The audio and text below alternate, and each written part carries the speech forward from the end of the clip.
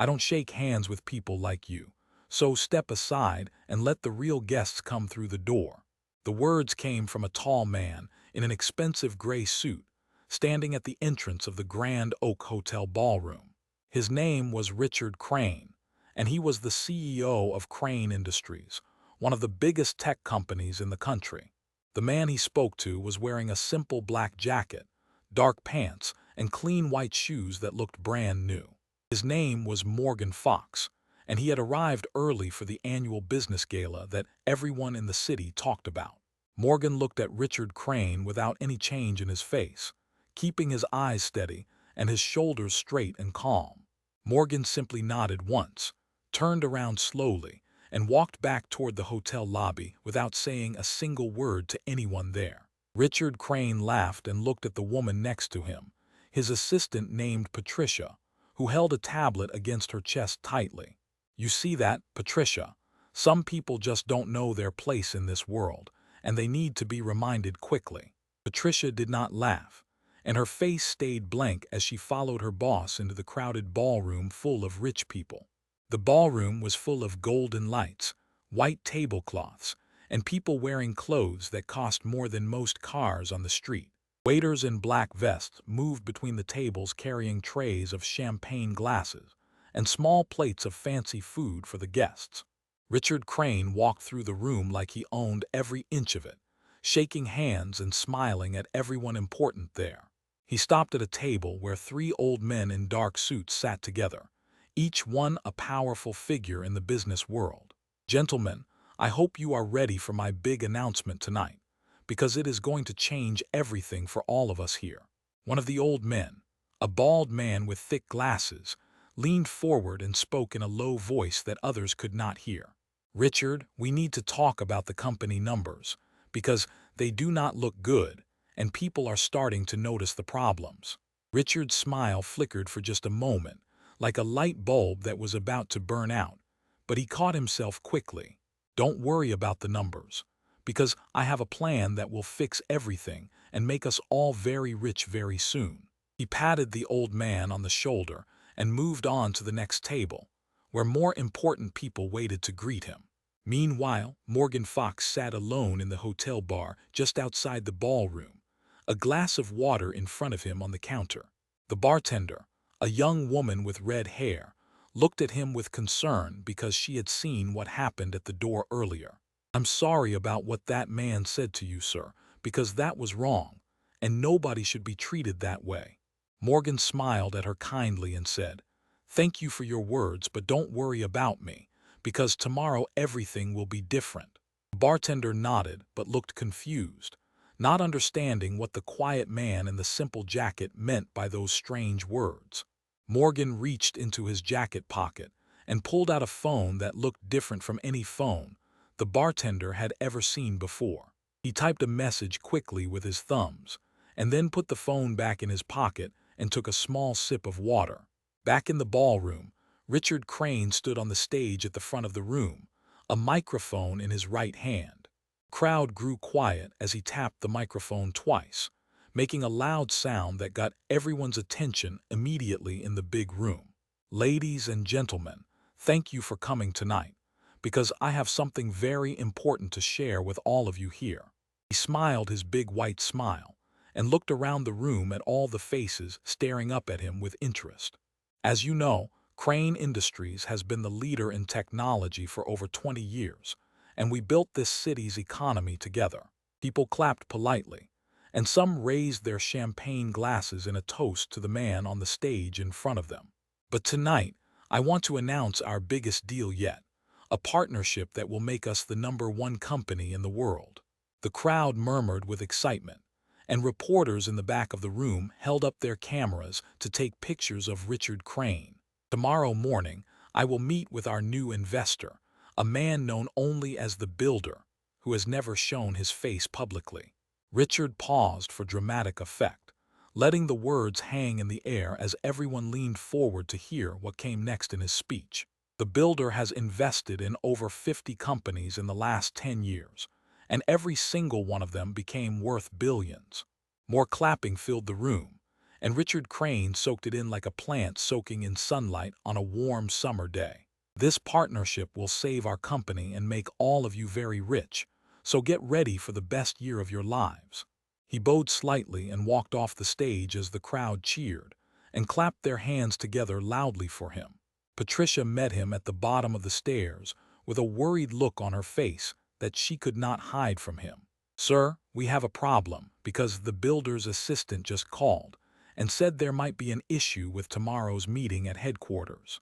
Richard's face went pale for just a second, but he quickly put his smile back on and grabbed a champagne glass from a passing waiter. "Don't worry, Patricia, because nobody walks away from a deal with Richard Crane, and the builder will sign that contract tomorrow morning." He drank the entire glass in one gulp and walked away to talk to more guests who wanted his attention and his time. Patricia looked down at her tablet and saw the message again, reading the words one more time to make sure she understood them. The message said, "The builder will make his final decision after meeting you face to face tomorrow at 9 in the morning exactly." She shook her head and followed her boss through the crowd, wondering what tomorrow would bring for all of them at the company. The next morning came quickly, and the sun rose over the city, making the glass buildings shine like giant mirrors reflecting light everywhere. Richard Crane arrived at his office at 8:30, wearing his best blue suit and a red tie that cost $500. He sat behind his massive wooden desk and looked at the city below him through the floor-to-ceiling windows of his office. Patricia walked in with a cup of coffee and set it down on his desk carefully, making sure not to spill a single drop. "Sir, the builder's car just pulled up to the building, and security says he is coming up to your floor right now in the elevator." Richard stood up and straightened his tie, then walked to the middle of his office where a big leather couch and 2 chairs waited. "Perfect, Patricia. This is the most important meeting of my life, so make sure nobody disturbs us until I say it is okay." Patricia nodded and walked to the door, but she stopped and turned around with a strange look on her face that caught him off guard. "Sir, there is something I should tell you about the builder, because I found out something interesting about him last night after the gala." Richard waved his hand at her like he did not care about whatever she had to say about the mysterious investor. "Not now, Patricia, because I need to focus on closing this deal and saving my company from the problems we have been facing." Patricia opened her mouth to speak again, but the elevator doors opened with a soft ding sound that echoed through the quiet hallway. She closed her mouth and stepped aside as footsteps approached the office door, each step sounding calm and steady on the marble floor. The door opened slowly, and Richard Crane put on his biggest smile, ready to charm the mysterious investor who would save his company. But when he saw who walked through the door, his smile disappeared like snow melting in the hot summer sun immediately. Standing in the doorway was Morgan Fox, the same man Richard had refused to shake hands with at the gala last night at the hotel. Morgan wore a perfectly fitted charcoal suit today, with a gold watch on his wrist that caught the light from the windows beautifully. He carried a leather briefcase in his left hand and looked at Richard Crane with the same calm face he had shown the night before. Richard's mouth opened and closed like a fish out of water, and no words came out of him for several long seconds. Patricia stepped forward and spoke in a clear voice that filled the silent room with information that Richard did not want to hear. "Sir, this is Morgan Fox, also known as the Builder, the investor you have been waiting to meet for 3 months now." Morgan walked into the office slowly, his shoes making soft sounds on the expensive carpet that covered the floor from wall to wall. He looked around the room at the fancy paintings, the awards on the shelves, and the view of the city through the big windows. "Nice office you have here, Richard. It must have cost a lot of money to make it look this good for your visitors and guests."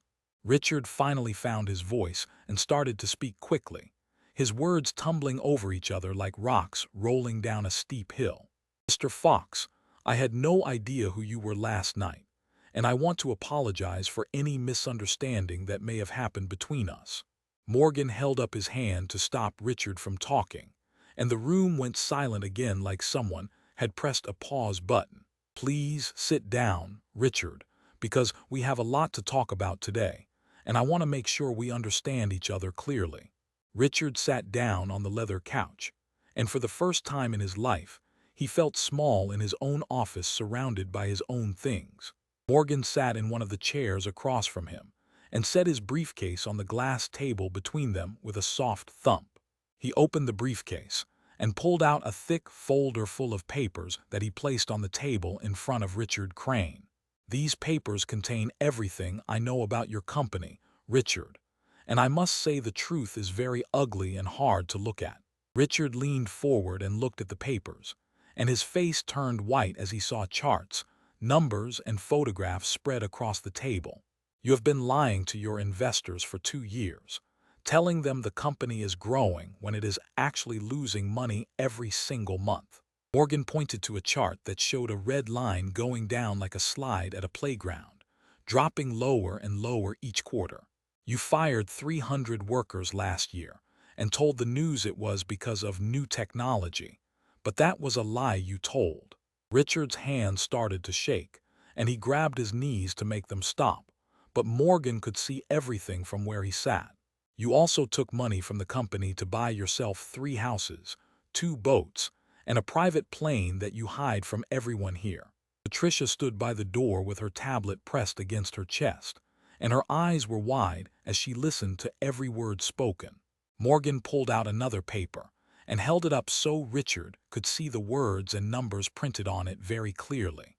"This paper shows that you owe the bank $50 million, and they are going to take everything you own in 60 days from today." Richard's face went from white to red, and he jumped up from the couch like someone had set a fire underneath him suddenly. "How did you get this information?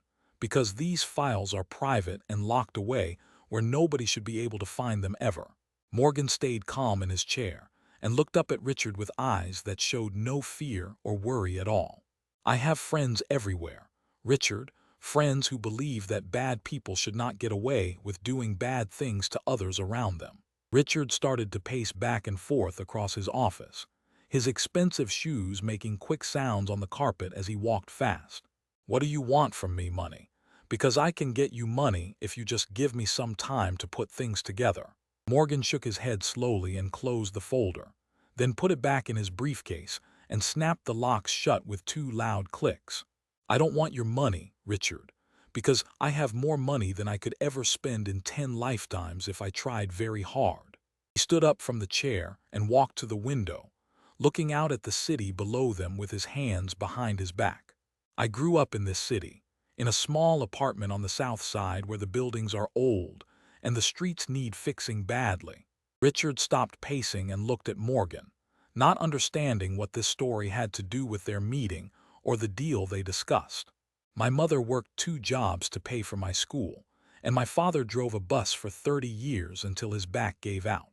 Morgan turned around and looked directly at Richard Crane, with a face that was calm but serious like a judge in court. "I started my first company when I was 19 years old, selling computers I built myself in my mother's kitchen after school ended." Richard sat back down on the couch because his legs felt weak, and he did not know what else to do right now. "That company became worth $10 million in 5 years, and I sold it and started another one that did even better than before." Morgan walked slowly across the room, his footsteps soft and steady as he moved closer to where Richard Crane was sitting down. "I have built 12 companies in 20 years, and I have helped thousands of people find good jobs and feed their families every day." He stopped in front of Richard and looked down at him with eyes that seemed to see right through him to his very bones. "But people like you have always stood in my way, telling me I don't belong, telling me to step aside for the real guests." Richard's face showed that he remembered what he had said at the gala, and he looked down at the floor in shame. "I have heard those words my whole life, from teachers, from bankers, from people who thought they were better than me just because." Morgan sat down in the chair again and leaned forward, putting his elbows on his knees and folding his hands together in front of him. "Last night I came to that gala to meet you and decide if I wanted to save your company with my money and my name." Richard looked up with hope in his eyes, like a man lost at sea who finally sees a boat coming toward him in the distance. You showed me who you really are, Richard. And now I have to make a different decision about what happens next to you. Patricia cleared her throat by the door and spoke in a quiet voice that both men could hear in the silent room clearly. Sir, the board members are waiting in the conference room, and they are asking when you will come to talk to them today. Richard ignored her and kept his eyes on Morgan, knowing that his whole future depended on what this man decided to do. Please, Mr. Fox, I made a mistake, and I am sorry, so please give me another chance to show you I can be better. Morgan leaned back in his chair and crossed one leg over the other, taking his time before he spoke his next words carefully. When I was 25 years old, a man like you refused to give me a loan for my second company because of how I looked. Richard said nothing, just listened as Morgan continued to speak in his calm, steady voice that filled the room with truth. That bank went out of business 3 years later, and I bought the building it was in and turned it into a community center. A small smile appeared on Morgan's face as he remembered that day, but the smile faded quickly as he looked at Richard again seriously. I don't destroy people for revenge, Richard, because that would make me just as bad as the people who tried to destroy me before. Richard's eyes got wide, and he leaned forward on the couch, hoping that maybe he still had a chance to save himself today. So what are you going to do? Because my company needs your money, or we will have to close our doors and fire everyone here. Morgan stood up and picked up his briefcase, then walked toward the door where Patricia was still standing with her tablet ready. I am going to make you an offer, Richard, but it is not the offer you were hoping to get from me this morning today. He turned around and faced Richard one more time, standing tall and straight in his expensive suit near the office door frame. I will invest $100 million in your company and pay off all your debts to the bank before the 60 days end. Richard jumped up from the couch with a huge smile on his face, thinking that everything was going to be okay after all now.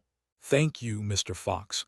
You will not be sorry, and I promise to work hard and make this company great again for everyone. But Morgan held up his hand again, and Richard's smile faded as he realized there was more to this offer than just money. There are conditions, Richard, and you will agree to all of them, or I will walk out that door and never come back. Richard nodded quickly and said, anything you want, just name it, and I will do it without asking any questions at all from you. Morgan reached into his briefcase and pulled out another folder, this one much thinner than the first one he had shown earlier. First, you will step down as CEO today and take a new position as a regular worker in the mailroom for 1 full year. Richard's mouth fell open, and he shook his head like he could not believe what he was hearing from this man standing before him. Second, you will sell your 3 houses, your 2 boats, and your private plane, and give the money to a charity I choose for you. Richard grabbed the back of the couch to keep himself from falling down, because his legs felt like they were made of water now. Third, you will write a letter to every person you have ever treated badly and apologize to them, with real words that come from your heart. Morgan handed the folder to Patricia, who took it with a small nod and looked at her boss with an expression that was hard to read. And fourth, you will go to that community center I built and work there every Saturday for 5 years, helping people who need help. Richard sat down heavily on the couch and put his head in his hands, not knowing what to say or do about these conditions. If you do all of these things, I will save your company, and after 1 year, you can become a manager again if you have learned. Morgan walked to the door and stopped, turning his head to look at Richard Crane one last time before he left the office. But if you refuse, I will leave, and by this time next month, you will have nothing left except the clothes on your back. The room was silent for a long moment as Richard Crane sat on his expensive couch and thought about his entire life and choices. Patricia watched her boss carefully, wondering what he would decide to do about this offer that seemed impossible to accept or refuse. Finally, Richard looked up at Morgan with red eyes and a face that looked 10 years older than it had just 1 hour ago. Why are you doing this? Why not just let me fail and watch me lose everything I worked so hard to build in my life? Morgan smiled a small smile and opened the door, letting the light from the hallway spill into the dark office around them both. Because destroying you would be easy, Richard, but helping you become a better person is much harder and much more important to me. He stepped into the hallway and then turned back one more time to say his final words to the man on the couch. I will be waiting in the conference room with your board members, and you have 10 minutes to make your decision about everything. Then Morgan Fox walked away down the hallway, his footsteps fading slowly until there was only silence left in the room behind him. Patricia looked at Richard and said softly, "Sir, what are you going to do? Because this might be your only chance to fix things now." Richard stood up slowly and walked to the window. Looking out at the city he thought he owned just yesterday morning before the gala. He saw the buildings, the cars, the tiny people walking on the streets below, all of them living their lives without knowing his name.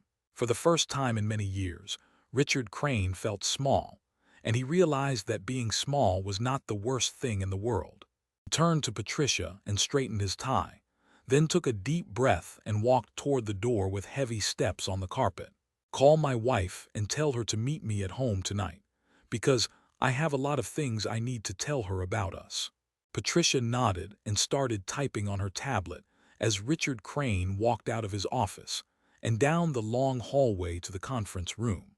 When he opened the door, he saw Morgan Fox sitting at the head of the table with the board members all around him listening. Richard walked into the room and stood at the other end of the table, looking at all the faces that were waiting for him. He took another deep breath, and then did something he had never done before in his whole life in front of other people. He walked around the table to where Morgan Fox was sitting and held out his hand with his palm open and facing up gently. "Mr. Fox, I accept your offer, and I am sorry for what I said to you last night at the hotel gala event." Morgan looked at Richard's hand for a long moment, and everyone in the room held their breath, waiting to see what happened next.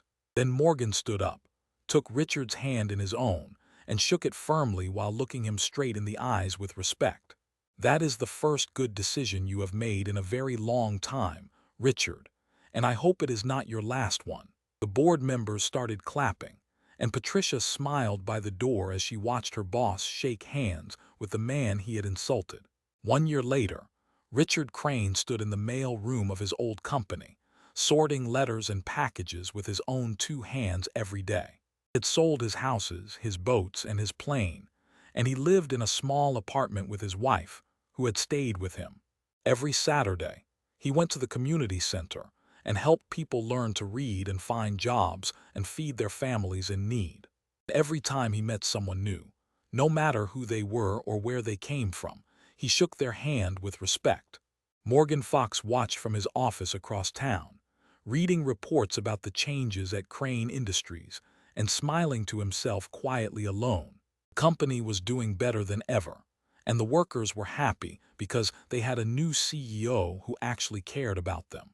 Richard Crane had learned that true power does not come from money, big offices, or fancy suits that cost too much to buy. True power comes from treating every person with respect, no matter what they look like or where they come from in life. And that was a lesson he would never forget for as long as he lived on this earth with other people around him.